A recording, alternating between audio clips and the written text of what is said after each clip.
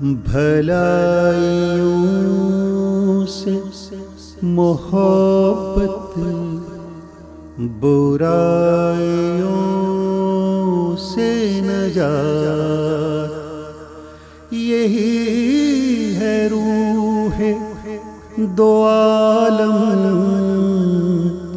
یہی ہے راز حیات۔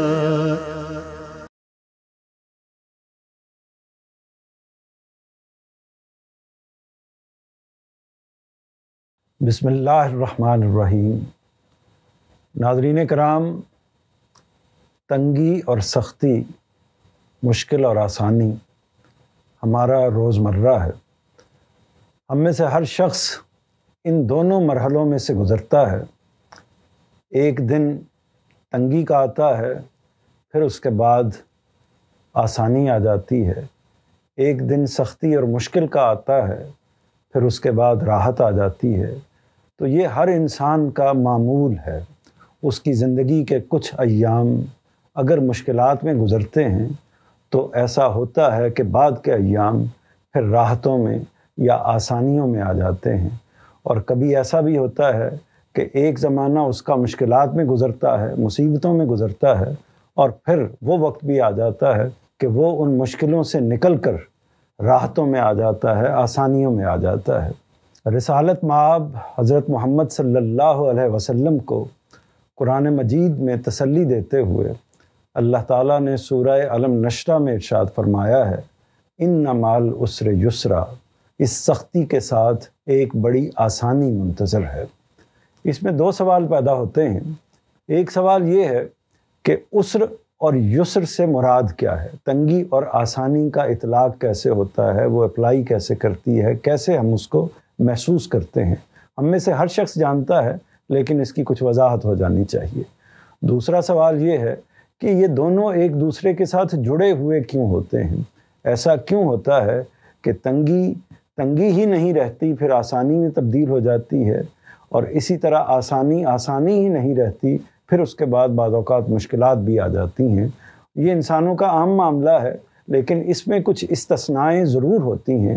بعض انسان ہم نے دنیا میں ایسے دیکھے ہوں گے جن کی کم و بیش پوری زندگی آسانیوں اور راحتوں میں گزرتی ہے، اور اسی طرح بعض انسان ایسے بھی ہوتے ہیں کہ جن کی پوری زندگی ابتلاؤں میں، مصیبتوں میں، مشکلات میں گزرتی ہے۔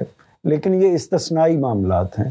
بعض چند لوگوں کو یہ معاملات درپیش ہوتے ہیں یا ان سے متعلق ہوتے ہیں، لیکن جہاں تک عام لوگوں کا معاملہ ہے، ان کا معاملہ یہی ہوتا ہے کہ ان کے ساتھ سختی بھی ہوتی ہے، مشکلات بھی ان کے ساتھ آتی ہیں، اور اس کے ساتھ آسانیاں بھی آتی ہیں۔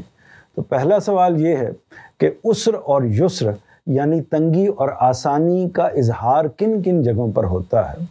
تو ہم جانتے ہیں کہ اس کا ایک مظہر ہمارا جسم ہے، یعنی ہمارے جسم کے حوالے سے بھی کبھی ہمیں بیماریاں آتی ہیں، مشکلات آتی ہیں، تکلیفیں ہوتی ہیں، اور وہ زمانہ زیادہ تر ہوتا ہے کہ جن میں ہم ان مشکلات سے نکل جاتے ہیں یا ان مشکلات سے دوچار نہیں ہوتے۔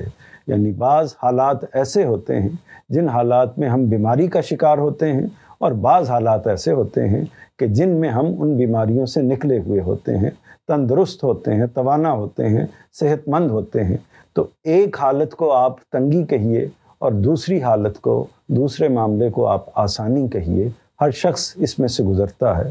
تو ایک جگہ تنگی اور آسانی کے اظہار کی یا عسر اور یسر کے اظہار کی ایک جگہ جو ہے وہ ہمارے جسمانی معاملات ہیں۔ اسی طرح دوسرا جو اس کا ایک مظہر ہے وہ مالی لحاظ سے ہے، یعنی ہم اپنے مالی لحاظ سے، کاروباری لحاظ سے، اس طرح کے دوسرے معاملات کے لحاظ سے، معاشی لحاظ سے اکثر اوقات ہم تنگی کا شکار ہوتے ہیں، اور اکثر اوقات ہم آسانی کی صورتحال میں ہوتے ہیں۔ یعنی یہ صورتحال بھی پیدا ہوتی ہے کہ بعض لوگوں کے لیے فاقہ کشی کی نوبت آ جاتی ہے، اور یہ صورتحال بھی پیدا ہوتی ہے کہ مالی لحاظ سے بہت زیادہ طور پر وہ فراخ ہوتے ہیں، ان کو اللہ کی عنایتیں میسر ہوتی ہیں۔ تو معاشی اور مالی لحاظ سے بھی یہ دونوں چیزیں ظاہر ہوتی ہیں، تنگی بھی آتی ہے، مشکل بھی آتی ہے، اور اس کے ساتھ آسانی بھی آتی ہے۔ اس کا تیسرا جو مظہر ہے وہ معاشرتی پہلو سے ہے، یعنی بعض اوقات معاشرتی لحاظ سے، سماجی لحاظ سے ہم کو مشکلات کا سامنا کرنا پڑتا ہے، اور بعض اوقات سماجی لحاظ سے ہم بڑے فراخ ہوتے ہیں، بڑے خوش ہوتے ہیں، بڑی راحت میں ہوتے ہیں۔ کئی پہلو ہیں اس کے، مثال کے طور پر ایک پہلو یہ ہے کہ ایک والدین کے ہاں اولاد نہیں ہے تو وہ سماجی لحاظ سے اپنے آپ کو مشکل میں محسوس کریں گے، ایک کے ہاں اولاد ہے تو وہ سماجی لحاظ سے، معاشرتی لحاظ سے اپنے آپ کو راحت میں محسوس کریں گے۔ اسی طرح مال اور معیشت بھی اس کے اندر اپنا رول پلے کرتے ہیں۔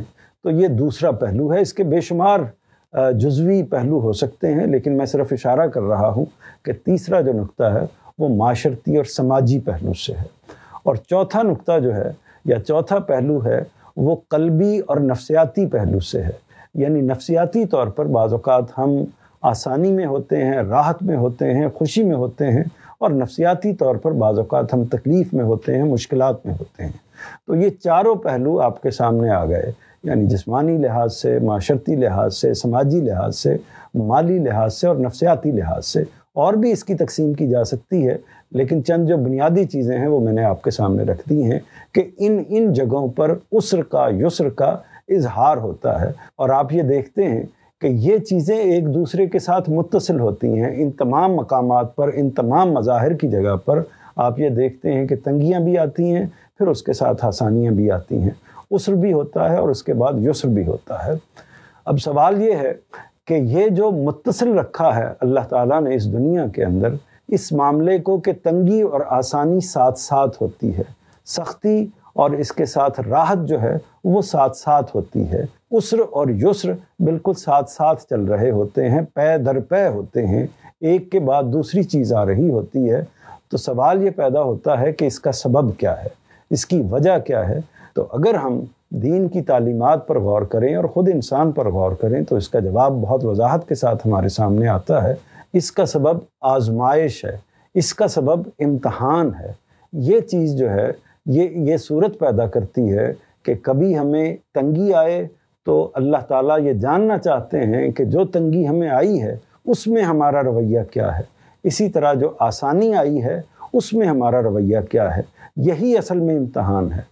ایک وقت میں تنگی دے کر اللہ تعالیٰ ہمارا امتحان لیتے ہیں، ہمیں آزمائش میں ڈالتے ہیں، اور دوسرے وقت میں آسانی اور راحت دے کر پروردگار عالم ہمارا امتحان لیتے ہیں۔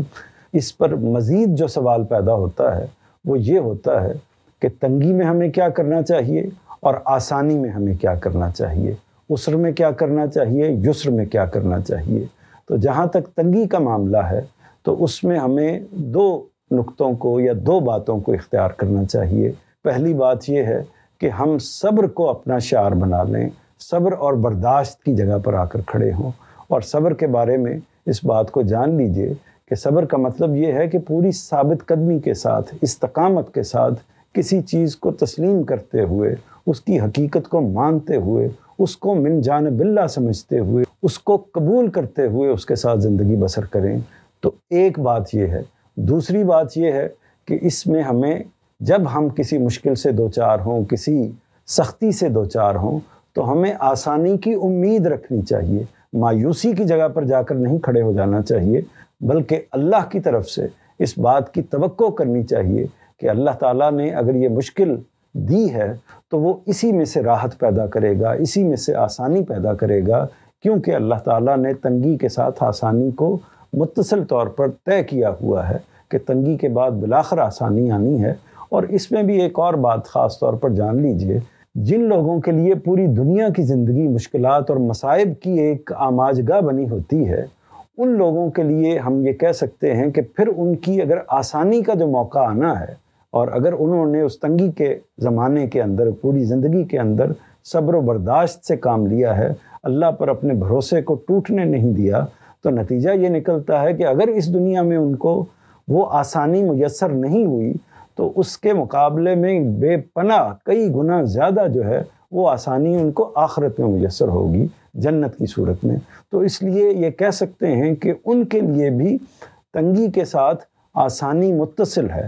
وہ آسانی جو بعد میں متصل طور پر آنے والی ہے، وہ ان کی اس زندگی کے بعد جو دوسری زندگی متصل طور پر ان کے ساتھ کھڑی ہوئی ہے، اس زندگی میں آئے گی۔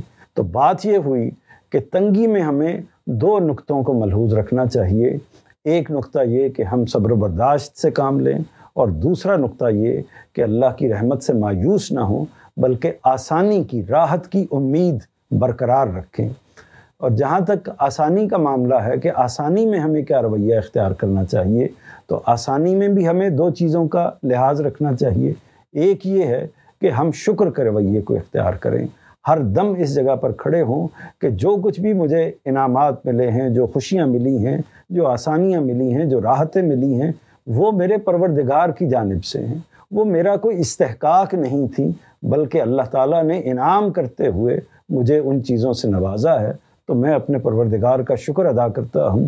تو ایک پہلو یہ ہے، اور دوسرا پہلو یہ ہے کہ اس کے ساتھ ساتھ کسی اکڑ میں، کسی تکبر میں مبتلا نہیں ہو جانا چاہیے، بلکہ ہر دم اس خوف کی جگہ پر کھڑے ہونا چاہیے کہ یہ عین ممکن ہے کہ آج جس آسانی میں، جس راحت میں گزر رہا ہوں، ممکن ہے کہ اللہ تعالیٰ اس کو واپس لے لے اور پھر کوئی تنگی کی صورت میرے لیے پیدا کر دے۔ تو تنگی کا ڈر، تنگی کا خوف ہر وقت میرے سامنے پیش نظر رہنا چاہیے۔ یہ چیز میرے اپنے وجود کو، میرے اپنے وجود کے اندر قائم رکھے گی، یہ چیز مجھے کسی تکبر کی صورتحال میں کھڑا نہیں ہونے دے گی، یہ چیز مجھے ایک عاجز انسان کی جگہ پر لا کر کھڑا کرے گی، اور یہ چیز میرا اپنے پروردگار کے ساتھ تعلق قائم کرے گی۔ تو لہٰذا ہم کو ان دونوں چیزوں کو، ان دونوں تصورات کو اپنے ذہن میں ملحوظ رکھنا چاہیے کہ جب تنگی آئے گی تو میں صبر سے کام لوں گا اور آسانی کی امید رکھوں گا، اور جب آسانی آئے گی تو میں اللہ کا شکر ادا کروں گا اور تنگی کا خطرہ، تنگی کا ڈر، تنگی کا خوف اپنے پیش نظر رکھوں گا۔